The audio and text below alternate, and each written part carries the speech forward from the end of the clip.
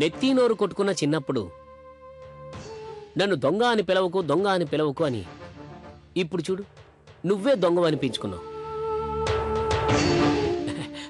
అందుకని నీకు చెప్తుంటాను 3 నెలలకోసారి జాతరకు వెళ్ళి రావాలి అని. గ్రహాలకు శాంతి చేస్తే మనకు మనశ్శాంతి. కుజరాహులకు శాంతి చేయమంటే నువ్వు వినలేదు.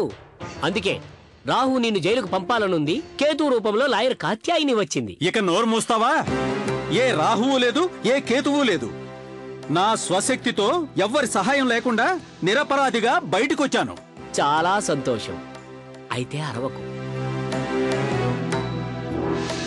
నువ్వు సత్యవంతుడివే అనుకుందాం. మరి కంఠహారం మీ ఇంటి బావిలోకి ఎలా వచ్చింది?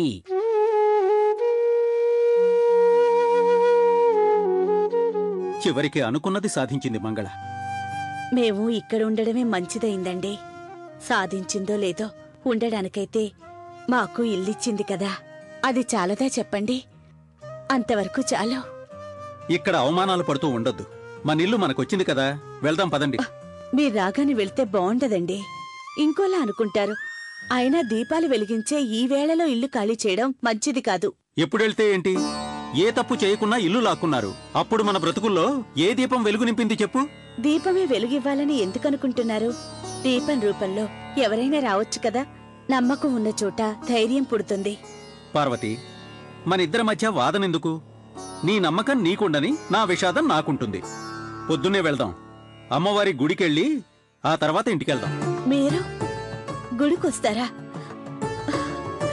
మీరేనా ఇలా మాట్లాడేది? అవును. నేను రోజు తనతో మాట్లాడదామని వెళ్తాను, కానీ తిడుతుంది. నన్ను అపార్థం చేసుకుంది తను. నేను తప్పుడు మనిషి అని తన మనసులో అనుకుంటుంది. నీకు తెలుసు కదా తన పరిస్థితి ఏంటో. దిక్కుతోచట్లేదు మహాదేవికి. ఇప్పుడు పర్వాలేదులే, పెద్దనాన్నగారు బయటకు వచ్చారుగా. నాకు అర్థమైంది సదానంద. మహాదేవి అంటే నాకు ప్రాణం. అది నీకు తెలుసు కదా. మహాదేవి నన్ను అర్థం చేసుకునేలా చేస్తావా? చచ్చే వరకు నీ మేలు మర్చిపోలేను సదానంద. తనతో నేను మాట్లాడతాను. మీరు మంచోళ్లే. తన మనసులో ఏముందో తెలుసుకుని నీకు చెప్తాను. పాపం చిన్నపిల్ల, ఇలాంటివేవీ తెలియవు. నేను మాట్లాడతానులే, మీరు సంతోషంగా ఉండండి. పెదనాన్న, రేపు మీరు మీ ఇంటికి వెళ్తున్నారు కదా, అందుకే అమ్ము జమ్ముకు రేపటి నుండి పనికి రమ్మని చెప్పాను. పెద్దిల్లు, మహాదేవి ఒక్కటే చూసుకోలేదు.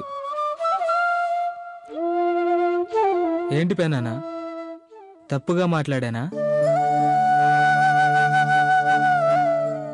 లేదురా, నిన్ను చూస్తుంటే చాలా సంతోషంగా ఉంది. మహాదేవి మీద నీకెంత ప్రేమో నాకు తెలుసు. తీసుకోండి పెదనాన్న, 2000 రూపాయలున్నాయి. మీ దుకాణం తీసేంత వరకు ఇంటి ఖర్చులకు ఉపయోగపడుతుంది.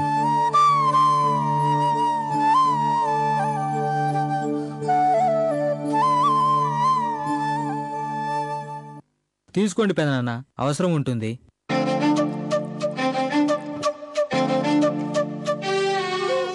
మహాదేవి, నీకు ఒక విషయం చెప్పనా?